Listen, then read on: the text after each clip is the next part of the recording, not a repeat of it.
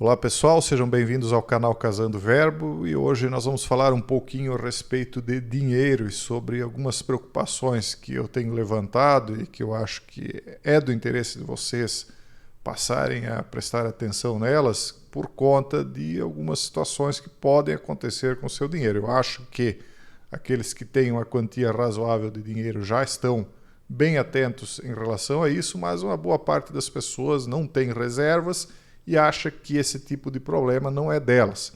Mas, indiretamente, todo mundo acaba afetado. E depois do que foi noticiado agora, nessa manhã, principalmente, muita gente começou a falar disso, que seria aquele projeto que permitiria ao governo utilizar valores esquecidos em contas bancárias para ajudar a compensar o impacto da desoneração da folha nas contas públicas, né?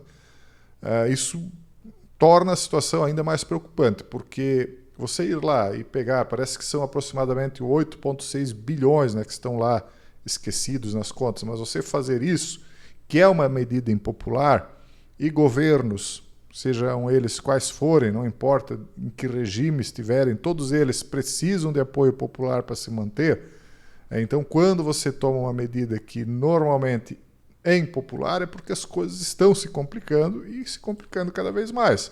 A dívida pública fechou 2023 em 6,52 bilhões de reais e vem aumentando, né? Cada vez mais são emitidos títulos da dívida pública. Esse ano aí nós já estamos finalizando e a dívida só vem aumentando. Nós vimos que houveram aí greves, né? Houve uma greve lá em 15 de abril, que durou mais ou menos 60 dias, foi encerrada em junho a greve de professores de universidades federais, porque estão descontentes com salários, e isso me preocupa também porque, se por um lado nós vemos o aumento do endividamento, se nós vemos que os juros, né, da taxa aí pelo a Selic, uma hora alguns dizem que vai baixar, daqui a pouco já dizem que vai aumentar de novo, a gente já não tem certeza, né?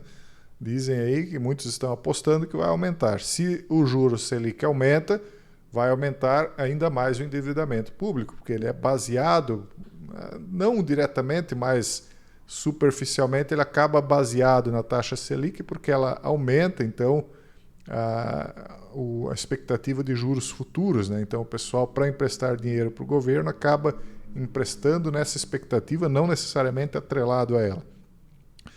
E aí, quando você vê que os juros estão em potencial de, ao invés de diminuir, aumentar, quando você vê que alguns funcionários públicos federais estão descontentes, pedindo mais aumento, e quando você vê que a arrecadação é inferior àquilo que se está gastando, o que você começa a imaginar? Que daqui a pouco eles vão precisar pegar dinheiro de outras fontes. Então, por exemplo, como eles estão buscando aqui, tem dinheiro parado lá, esquecido, então vamos buscar isso aí.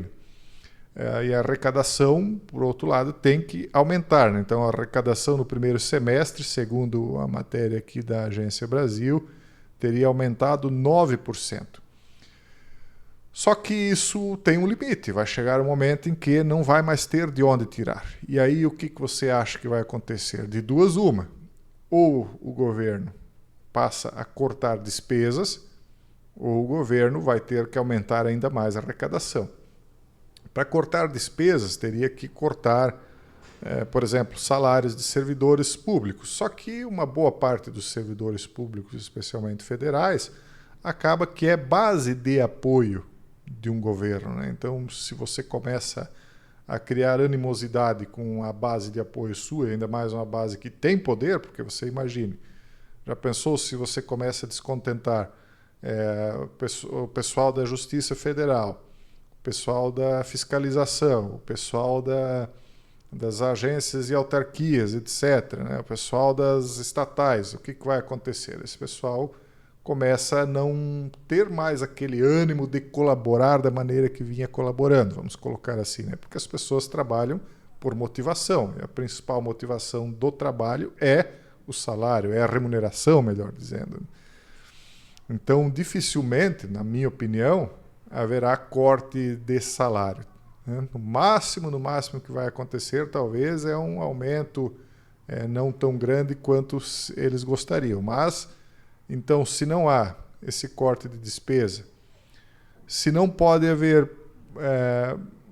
a negativa da dívida pública. Não pode, né? Tem aí uma boa parte do juro vai lá, do dinheiro arrecadado. Se não dá para cortar subsídios de aposentados, o que vai acabar acontecendo? Vão ter que aumentar ainda mais a arrecadação e, portanto, vai pesar cada vez mais no bolso do povo.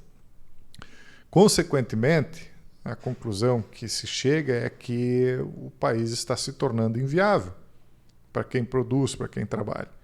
Aí, quando as pessoas diziam que coisas assim iriam acontecer, que nós estávamos para rumar para situações aí de penúria, que não é o caso ainda, por enquanto a economia está girando, está bem, esperamos que fique assim. Eu não estou aqui torcendo contra o governo X ou Y, porque se a coisa for mal, quem vai se lascar somos nós, né? A começar por desvalorização do dinheiro, porque uma das alternativas seria imprimir dinheiro, né? Não posso mais arrecadar, então vamos imprimir. Só que impressão de dinheiro é uma espécie de imposto disfarçado, porque aí todo mundo perde a capacidade de compra com isso, né? E aí isso geraria inflação. Só que se isso gera inflação, vai gerar ainda mais aumento de juros. E aí, para que daqui a pouco a gente veja o retorno dos anos 80, não é muito difícil. Isso não está sendo dito só por mim, né? Não sou só eu quem tem dito isso aí. A gente tem visto isso refletido também acontecendo em outros países, não é só aqui no Brasil, não. Os Estados Unidos está num caminho bem semelhante. Na verdade, muitas das economias do mundo, né? Muitos países estão assim. E aí você não sabe mais para onde correr. Por isso, muita gente, mais uma vez, não estou aqui dizendo para você investir, deixar de investir ou manter investimento em nada. Só estou dando uma opinião aqui, dizendo que eu acredito que vem aí um grande crash econômico. Eu não acredito que nós vamos nos manter na situação em que nós estamos. Vem o crash econômico, porque são vários os países nessa situação. Para quem é que esses países estão devendo? Estados Unidos, uma boa parte dos países europeus, uma boa parte dos países asiáticos. São poucos os credores dos países. São pessoas que normalmente não se ouve falar, né? São instituições, entidades que não se ouve falar. Claro que pessoas comuns também são detentores de títulos públicos, né? Você pode ir lá emprestar para um governo X ou Y, mas de fato, o grande montante de recursos, né, da dívida pública são de poucas instituições, né, que são controladas aí por poucas pessoas. Então nós vemos o mundo realmente se tornando cada vez de menos gente, né? É aquela história, eles já são donos do mundo inteiro e mais 5%, né? Porque ao mesmo tempo em que eles, se fossem cobrar a dívida pública, eles teriam de cobrar 4 vezes a produção do PIB, e olhe lá se pagaria. Por outro lado, eles ainda assim ficariam detentores aí de um percentual a ser pago todo mês. Então é como se fossem donos do mundo inteiro e mais 5%. Então como é que nós podemos dever o mundo inteiro e mais 5%? O mundo está sendo escravizado, né? O Brasil, o mundo está sendo escravizado. E aí, por isso, há uma corrida também de muita gente para o ouro, né? Uma opinião minha é que isso aí é fruto desse caos aí que está se avizinhando. E a solução, né, meus amigos? A solução é rezar, porque são poucos os que entendem de economia. Até os que entendem estão perdidos, não sabem para onde correr. Uma hora corre para um lado, outra hora corre para o outro. É por isso que nós vemos tanta oscilação acontecendo nesses períodos pré-crash, porque as pessoas ora correm aqui, ora correm ali. E parece que realmente o crash está vindo. Esse é o vídeo de hoje. Forte abraço e até o próximo vídeo, se Deus quiser.